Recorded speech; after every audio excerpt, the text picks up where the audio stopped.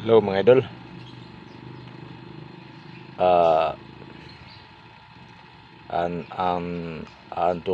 tutukin tayo dito mga idol pag saka kuhulat sa tong amo ba kay. Siyempre mga idol, magkulat lang tayo sa signal nila kung kailan tayo mag-umpisa sa pag-drive.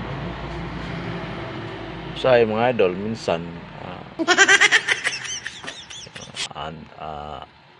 antukin talaga tayo sa kaantay. Pero inanagin ng buhay mga idol. Kasi kailangan talaga dito mga idol, marunong ka na talaga mag-Tagalog. Hindi ka marunong mag-Tagalog mga idol, maglilisod ka talaga dito sa Manila. Sana pag dadakpan ka ng enforcer. Buti lang ako kasi sanay ako sa Tagalog eh. Walang yan mga idol, kailangan hindi ka magpalata na Bisaya ka. Kung magpalata ka nga Bisaya ka, dakpong ka talaga nila.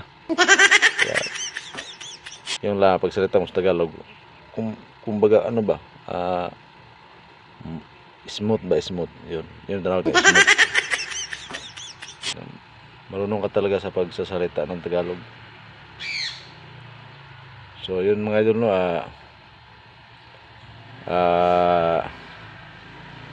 yung kalimutan ko na titiwasin ko lang mamaya mga idol. Check out.